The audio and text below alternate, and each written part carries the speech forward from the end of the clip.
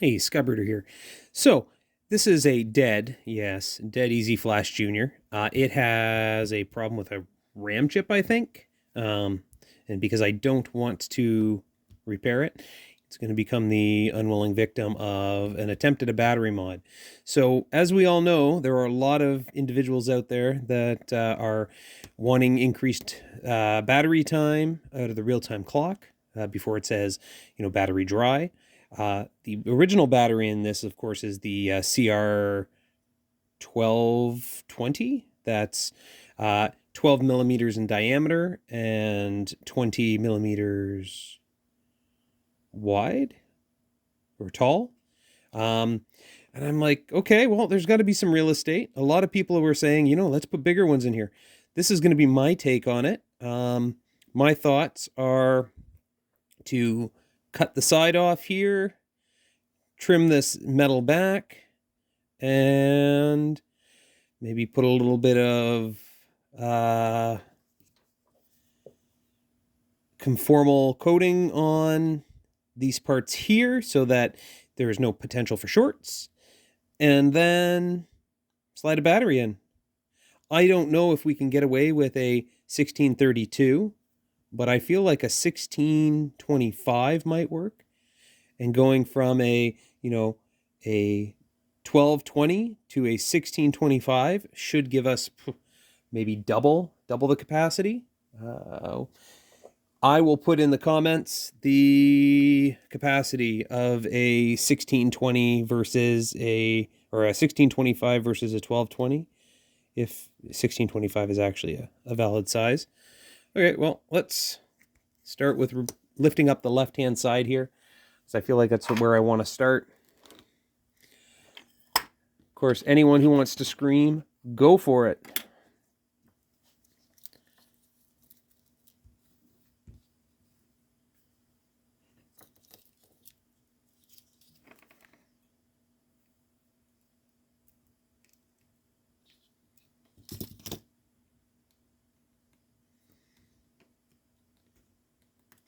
Okay. No. Yeah, the big thing is, if you pull it apart, do not let it cool and reattach. Okay, so I'm going to hold that up for a second so that it doesn't reattach while it's cooling. Oh, it went with it. We'll do that again.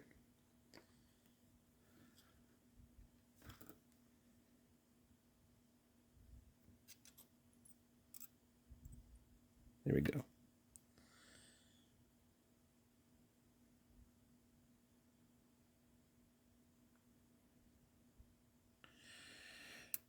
That should be good enough. Okay. Set the soldering iron to the side. Now, because this is aluminum, I can just bend it and bend it back when I'm done. So I'm just going to bend that up.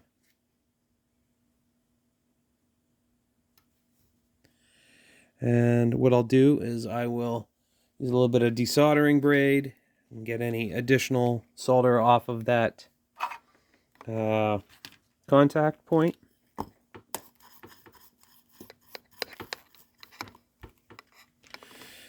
Desoldering wick, braid, a lot of different names for the same thing, but we will.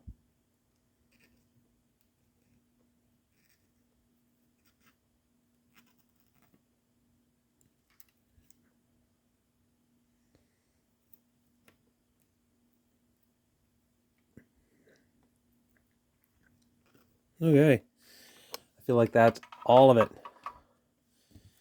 I'm gonna bust out some isopropyl alcohol and a Q-tip.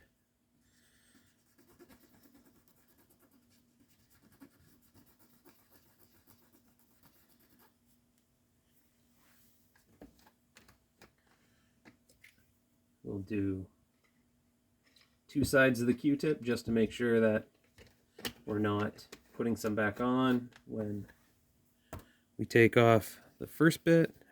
And I'm also going to clean the area around it, because like I said, I wanted to hit it with some kind of conformal coating.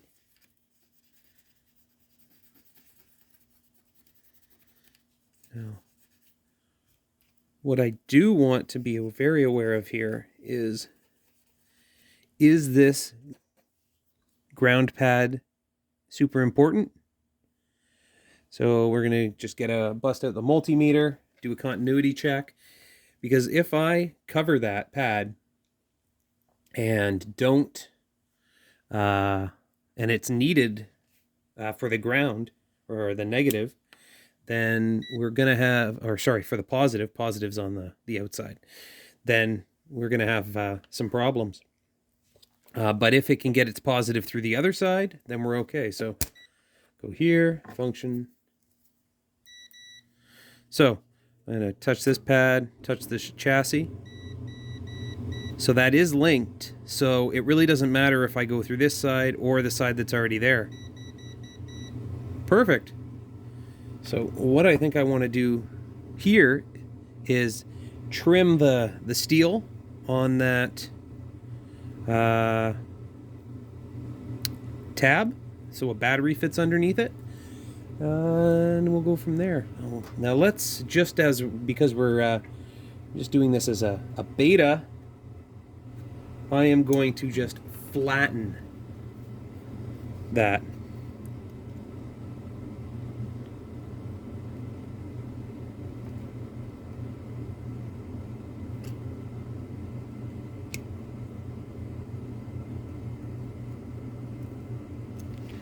So what'll happen is it will still press across the top, but it won't need a contact point. Okay, so that's all cleaned up. So now let's put a little bit of coating on this board. Something that's gonna keep any shorts from happening. I'm just using this UV curable solder mask. I think that should probably say mask. Correct us if we're wrong.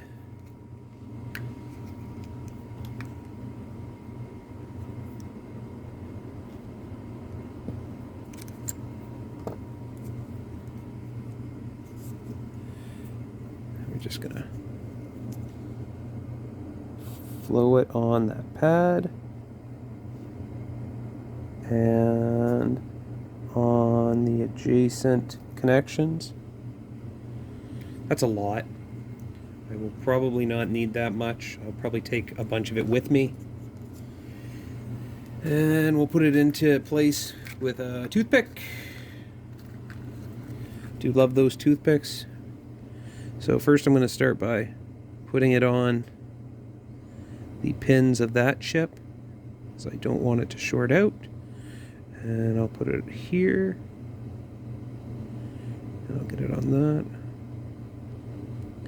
Oh man, there's a lot going on here. Okay, so let's see if I can just scrape that off. And I will put it on one of the rags I keep for exactly this purpose. And that there.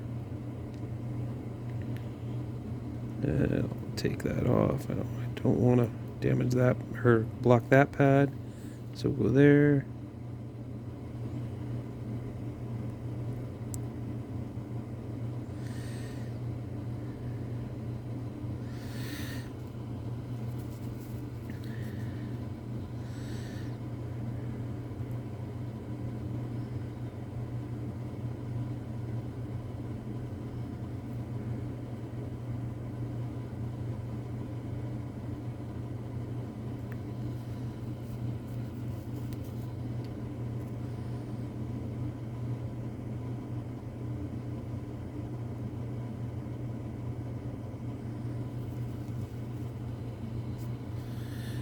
Try and get a little bit more of this off the back, so I don't want to, put enough there that it's going to lift the battery up any, because we want to still have the negative side of the battery make good contact.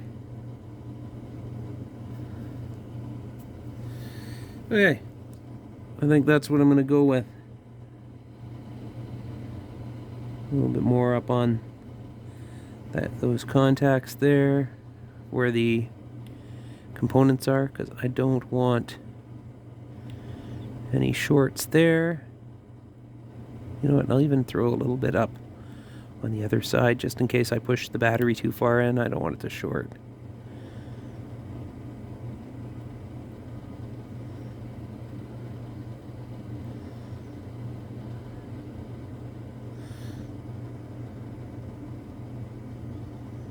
Okay. Next step. Let's bust out the ultraviolet, but before I do that, I'm going to put away the syringes that it came from, because exposing the syringe to UV light is going to start to cure the material in that. Store those in a box someplace safe. Okay.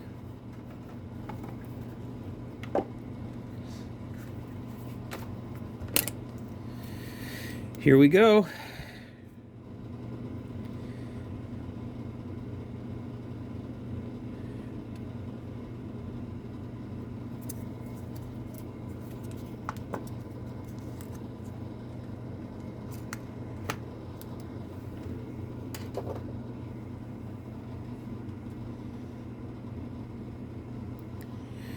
Now, I'm not 100% on how long you have to expose this to UV light to get a like the best cure.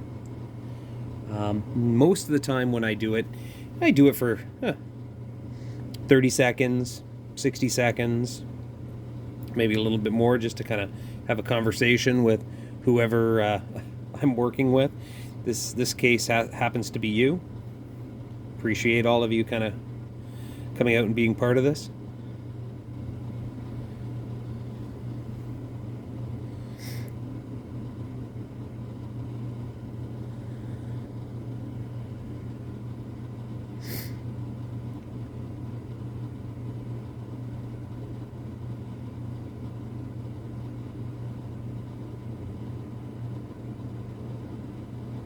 Okay, that should be good enough. You guys have watched the cure process from many different angles now.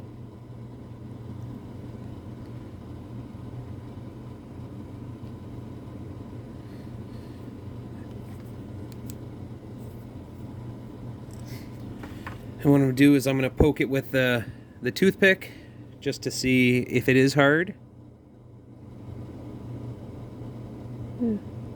Yes, it is. And then I'm going to bring back in the multimeter and make sure that that positive pad is not conductive.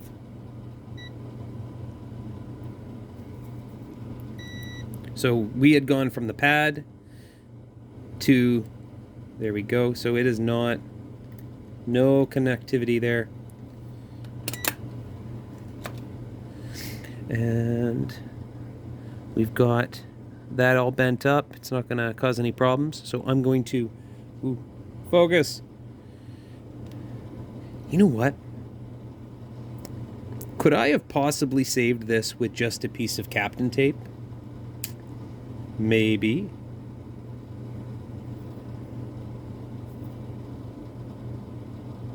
But let's not do that. Let's continue going the route I was going, because like I said, we want to make sure that it's not getting pushed back in. Okay, so bend that back down.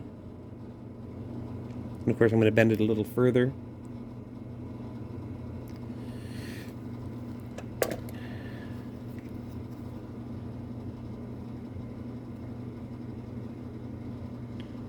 Pressure on that metal there. I'll keep it bent on a downward angle. So there's that situation. Focus, look at that. I'm sorry, everybody. I'll zoom back out. So what we're going to do is we're going to take the CR 1632 and we are going to slide it in.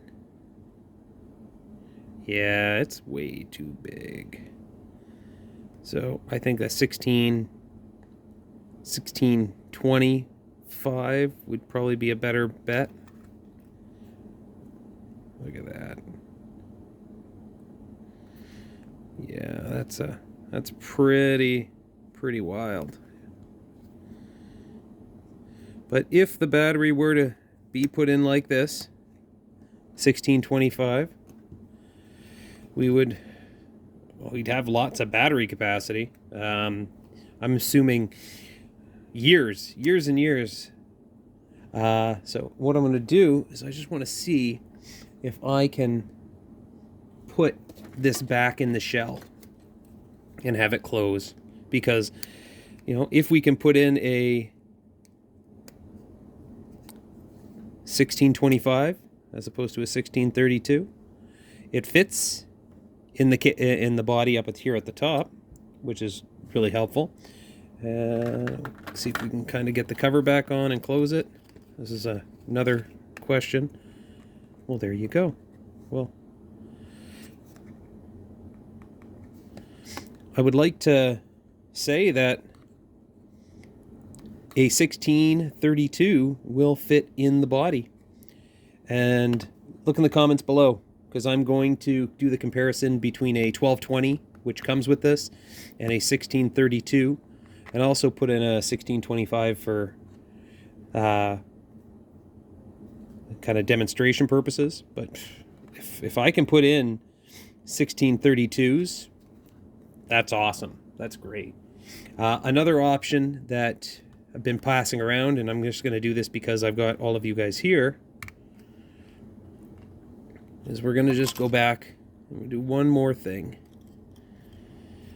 And that is, I have a 1616 battery holder that comes in a lot of modern games.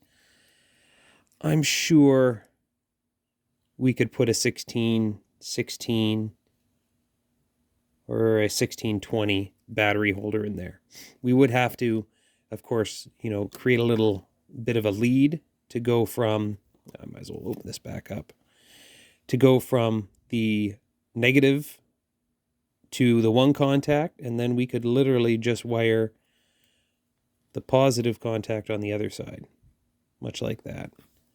And if we have that set up, the battery life with a 1616 is not going to be as long as a 1632. But it is an option. Comment. Tell me what I'm doing wrong. Tell me what I might be doing right. Thank you very much for watching me beat up this broken EZflash Jr. I will still be keeping it for spare parts, but I've been able to kind of demonstrate some battery options and try and get people thinking. Thank you for watching. Have a great day.